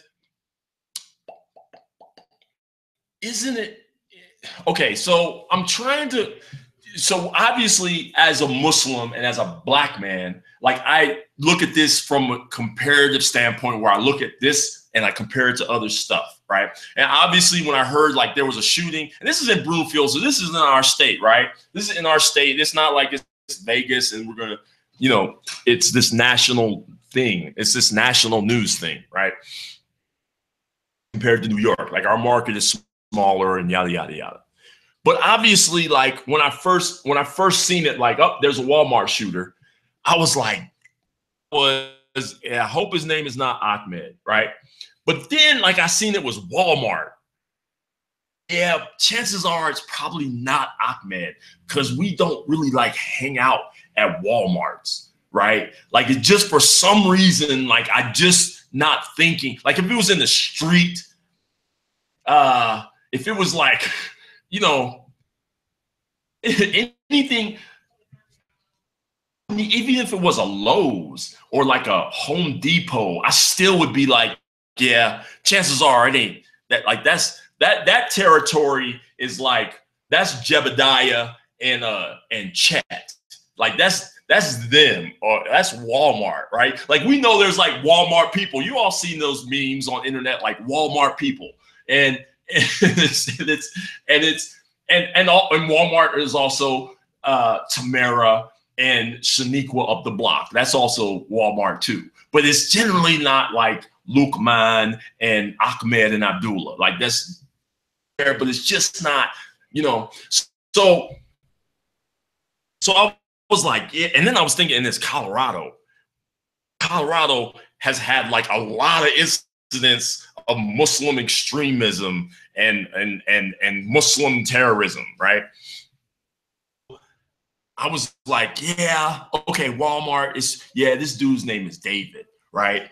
And so later, and I was at work when a lot of this stuff happened, so I didn't really get a chance to even follow it. But when I saw, like, somebody posted a picture of caught on camera, of course, it looks like a dude named David.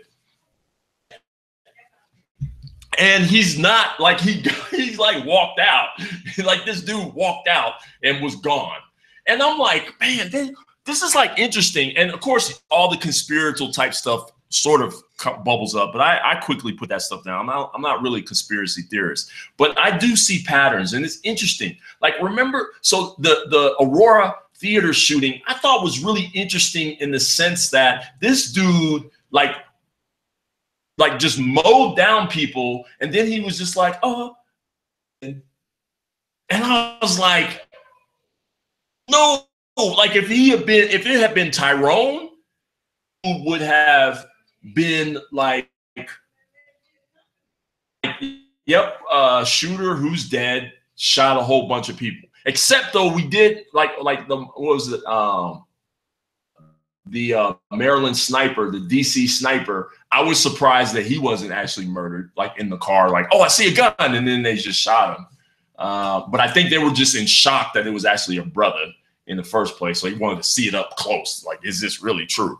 Because all of us in America were like, yeah, that ain't no, that certainly ain't a brother. That's some crazy white dude that was that failed sniper school. And now he hates the government.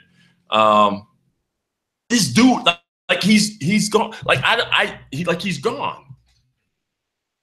Gone. Now somebody's gonna I mean, you know, they're gonna be able. Someone's gonna recognize the picture, and they're gonna be, oh yeah, that's that dude that lives down the way. You know, so he's gonna get. They're gonna catch up to him. You know, and maybe in addition, the addition of how we don't know what the hell happened in Las Vegas. I have no idea what happened. And let's see, Mandy said they called him this morning. See, I'm all totally out the loop. Working and running the streets since this morning. And the last time I looked by his apartment and it was surrounded by SWAT. Oh, that was smart. So he went home. So they kind of knew then who he was. Let me pull up something. Because I just haven't even looked at this stuff, man, honestly. Which is why, like, look, I'm going to admit, like, some of this stuff, like, I'm not going to sit down and research it and then rehash information. Like, I want to have a conversation, right? So forgive me if I didn't know the details on it. I was working and sleeping. I slept in and then I went some work. So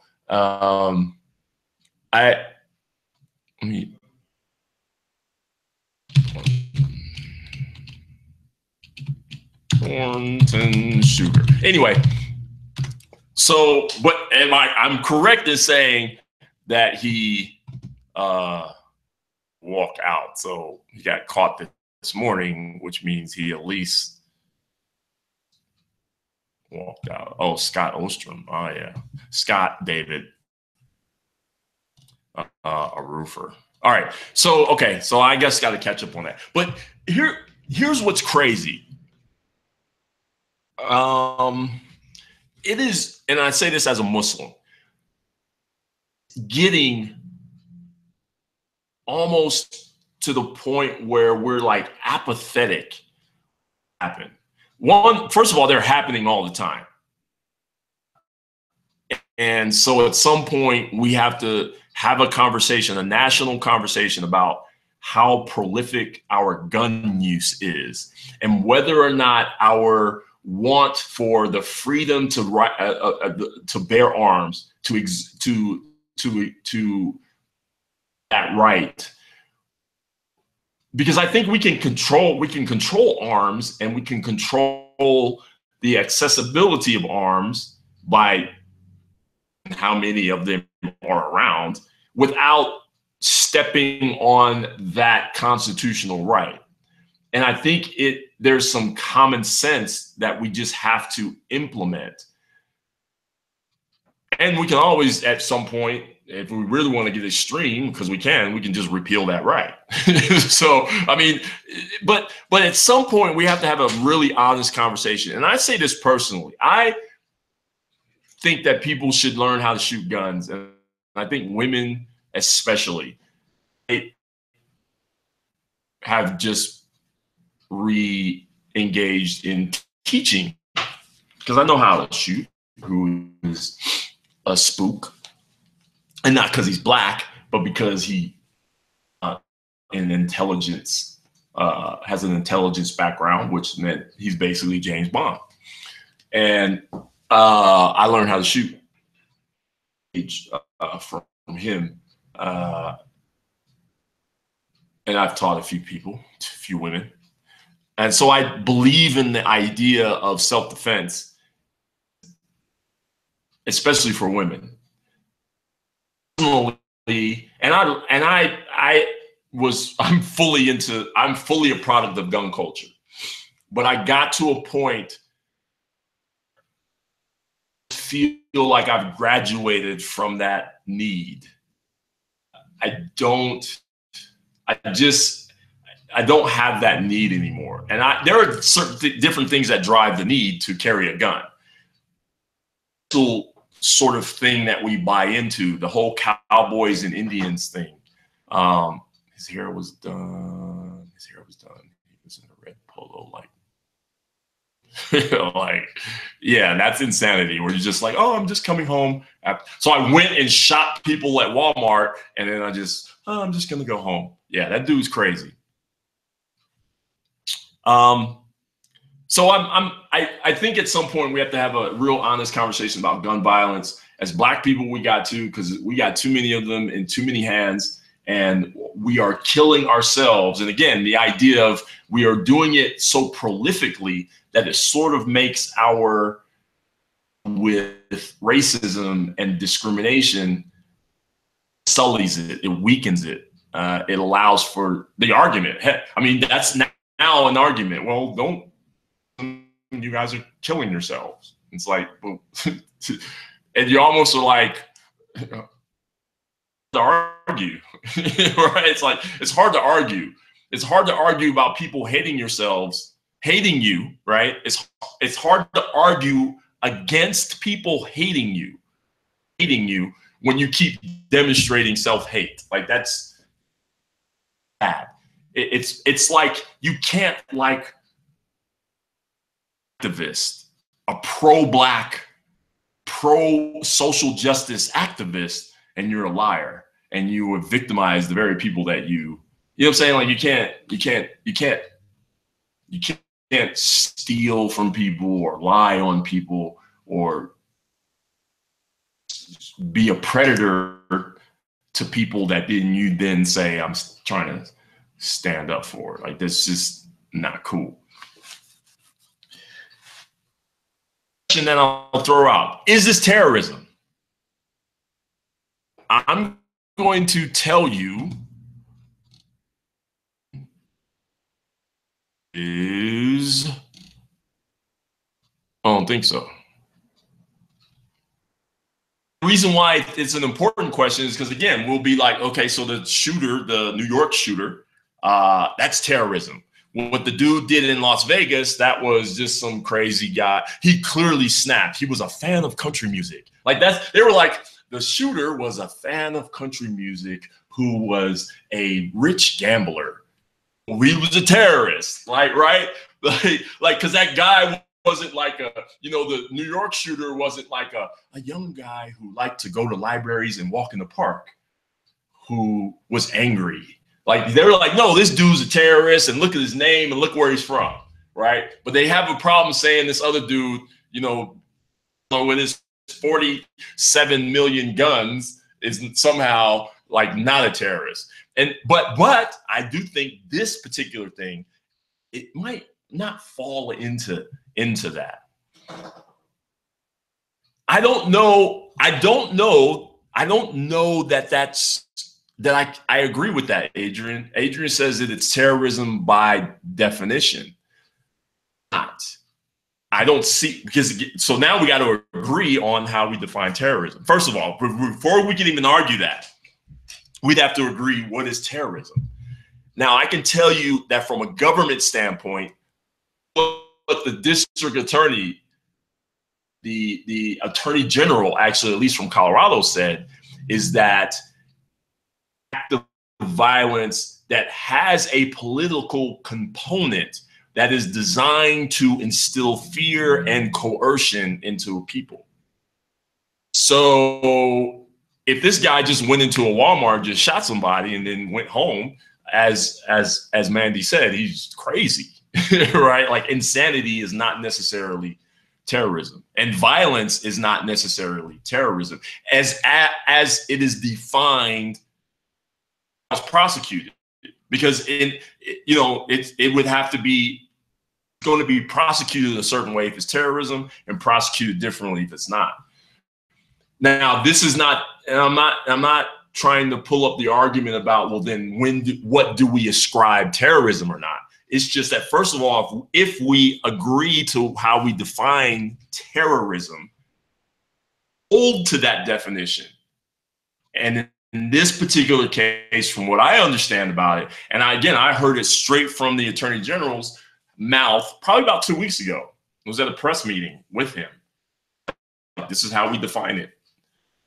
It's like, so that then sometimes begs the issue about how do we apply it and when.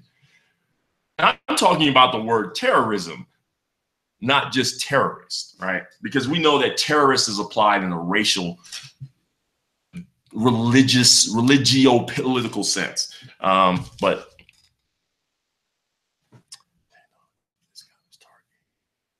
yeah, I don't know. I don't even know what his motive. I don't know was. So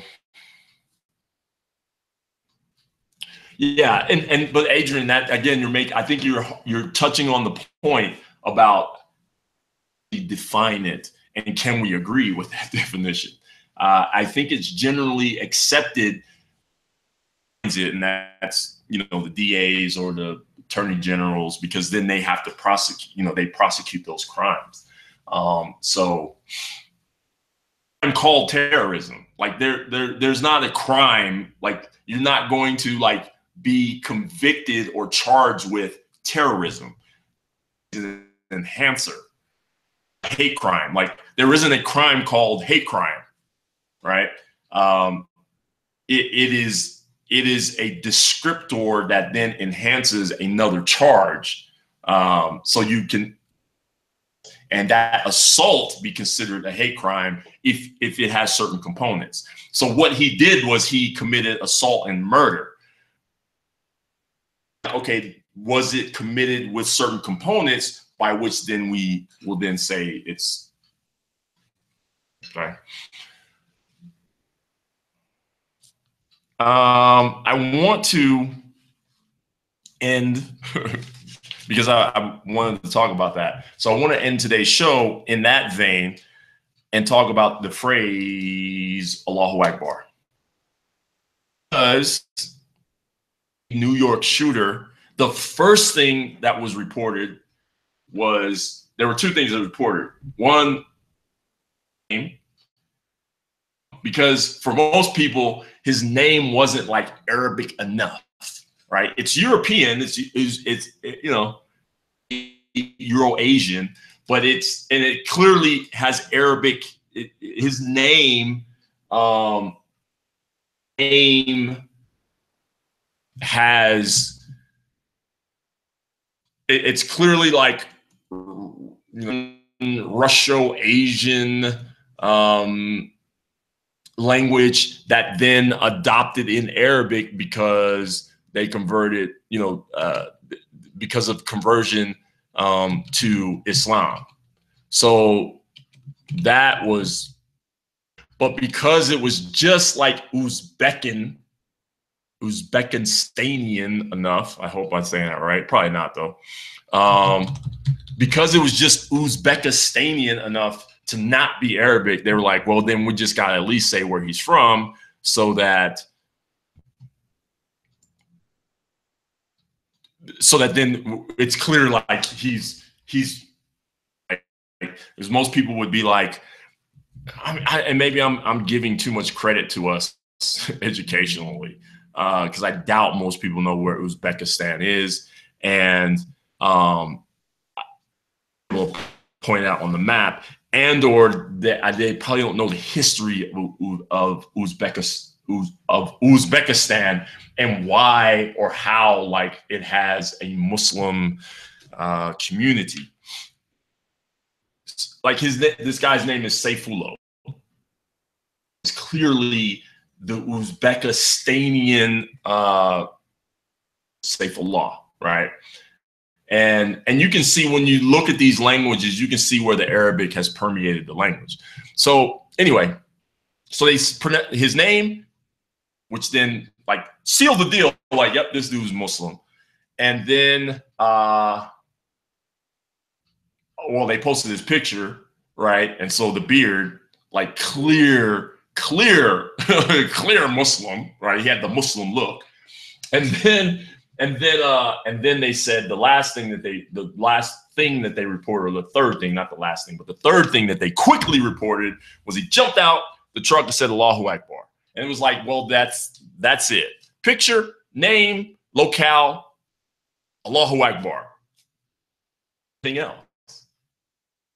Not much of a debate that I've seen from this as to whether or not it's terrorism or not. In fact, the debate is, yes, that's terrorism, but you should apply that to Vegas. That's the debate. The debate is not whether or not this is terrorism. It could be that this guy, or could have been that this guy was just pissed off and decided to run his car into a bunch of people. At some point, there's going to be a crime committed by a Muslim that will have no connotation to Islam or terrorism. He's just gonna, and well, there are crimes that are always done, committed, but I'm saying like a mass crime where somebody just goes off and I had a bad hair day and I'm just gonna shoot somebody. And they're gonna be like, well, when did you join ISIS? And they're like, I don't even like ISIS. It's just a bad day. And I just pulled the trigger. Oh, yeah, we're going to have a hard time reconciling that, but it's going to happen. Jumps out and says Allahu Akbar. And this is like, back to what I said earlier, like it is frustrating to see these incidents because then as a Muslim, you have to like apologize or be an apologist, which is not about apology, like saying I'm sorry, being an explainer about your religion and why it's not violent, and say things like Islam is a religion of peace when Islam is no more a religion of peace than it is a religion of pizza. Like that, those two terms are not what you describe a religion, right? But we bought into that because it sounds good and the PR is great and because Islam actually means peace. But anyway, we just get so caught up in it, and it's almost to the point where we're just getting apathetic. It's like, okay, who shot who? What's his name? Okay, moving on, right? Because we don't think about the victims. We barely know the guy's name. Like I had to look up, Saifullah, and I got to go look up David again. I know his name's not David, but his name is not even more important. And if his name is not important, and we're all into it, don't say the name. And, the reporters are like, we're not going to print the name and blah, blah, blah, blah. But we don't even think about the victims, man. Nothing about the victims. I know nothing about the victims in Vegas except the one brother who saved a whole bunch of people and got shot. That's the sad part, right? Like we're so fascinated with terrorism and terrorists, and we think about like who's left. We think nothing about like who's really affected by this stuff. The victims are just kind of just background noise. We want to know, why Islam hates us, and we want to know, like, guy if he really was a Muslim, you know what I'm saying? But we think nothing of the victims, man, and that's the part that's very frustrating, and allows us to get like apathetic. It's very frustrating. I can tell you personally, and I can probably speak to most Muslims, is that when we hear this term Allahu Akbar being equated, like it is so, because from a grammatical sense, like we understand what this word means, and we know that most people don't have an idea what it means because they only understand it from a translated sense, and also just as a phrase this is what terrorists yell, right? And it's very frustrating because for any of us who learn anything about Arabic, even the most basic fundamentals of Arabic, one of the first things we learn, like, what does Allahu Akbar mean?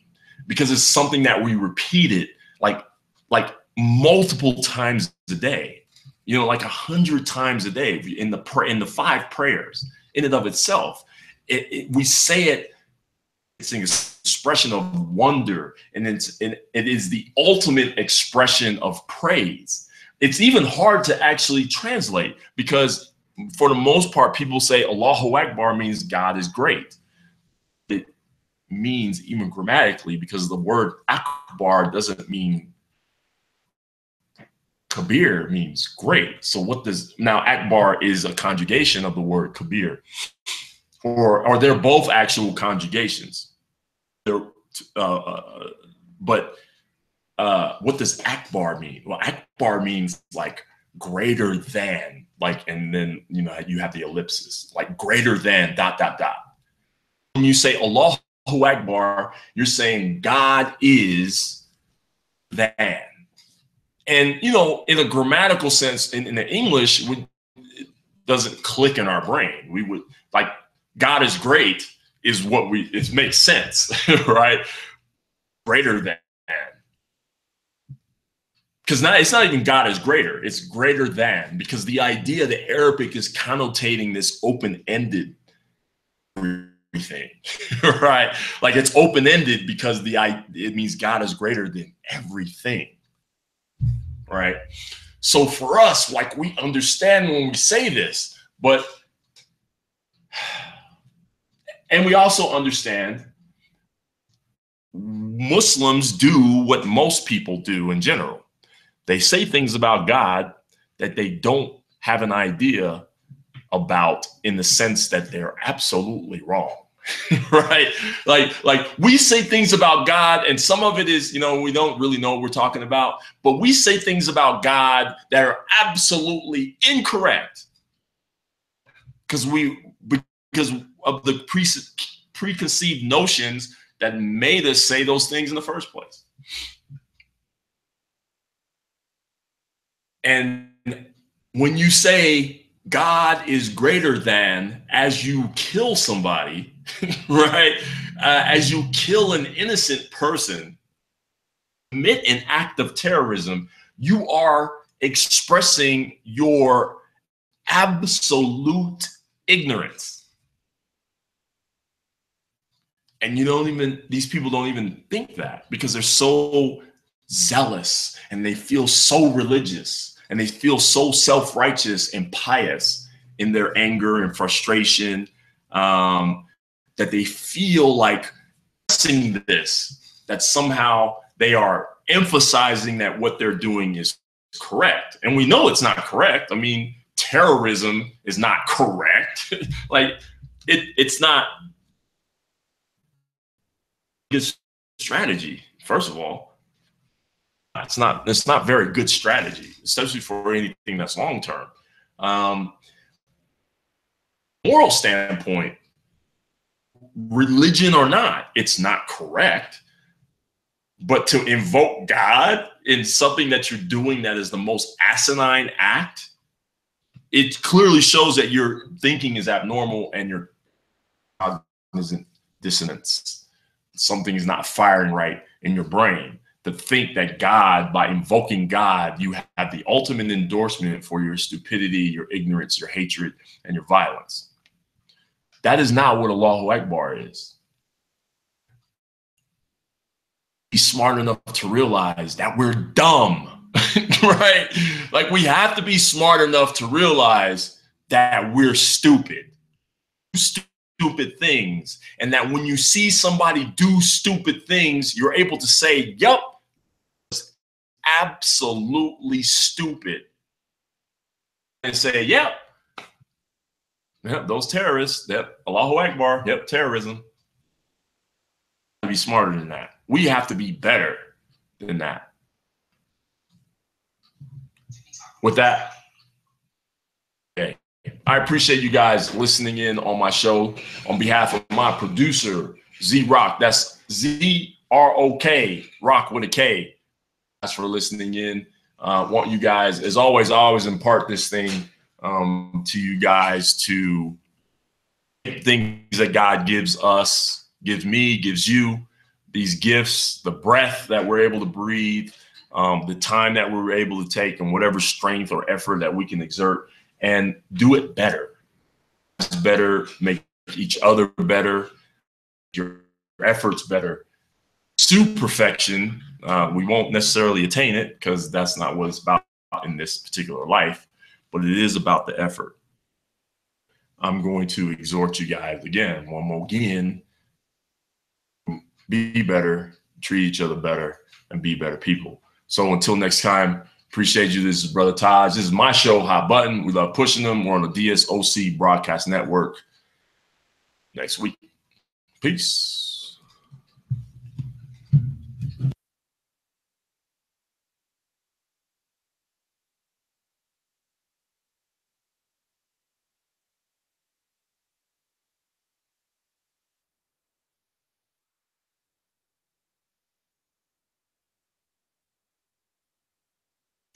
Somebody call A&W. Tell them they got to pay me.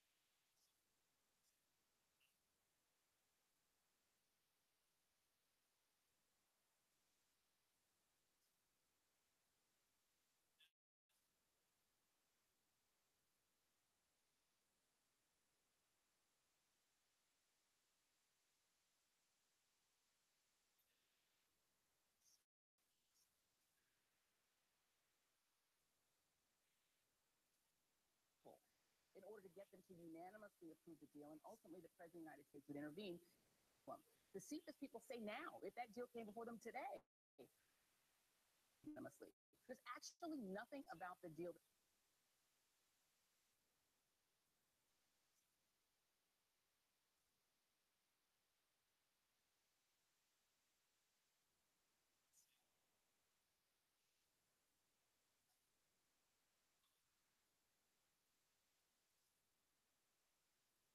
There was a Russian spy who was getting close to Hillary Clinton. This was reported in the mainstreams. There was a Russian spy.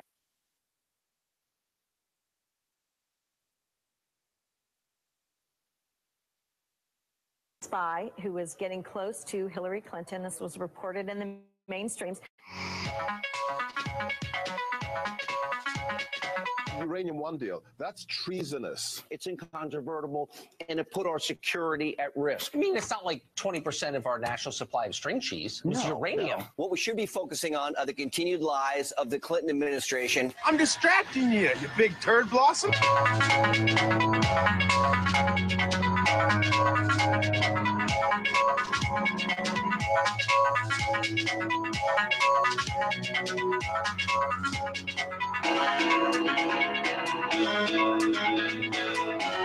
You got the money when the Canadian company was sold to the Russian company, Uranium One? Who received the money? I presume the company, but look. Yeah. Okay. Second question: Who approved the sale? Because when any sort of uranium or any company that sells sort of sensitive type products, and by the way, the uranium that's mined in these mines, right, is for nuclear power. It's not for nuclear bombs, right? But when that happens, there is an organization called CFIUS that approves it. Do you know what CFIUS stands for? Yes, absolutely. What does it stand for? Committee on Foreign Investment in the United States. How many people sit on that committee? 9 members. How many have to approve a deal like this? All 9 of them, members. I believe. How many approved this deal? 9 of them. Did Hillary Clinton sit personally on that deal? No, but she did not. She would have had to strong arm 8 other people in order to get them to unanimously approve the deal. And ultimately, the president of the United States would intervene if they saw any problem. The CFIUS people say now, if that deal came before them today, they would still approve it unanimously. There's actually nothing about the deal that's controversial. The only reason we're talking about it is because, per your even admission, which I think is very honest, the RNC would like us to be talking about this now. Spy who was getting close to Hillary Clinton. This was reported in the mainstreams.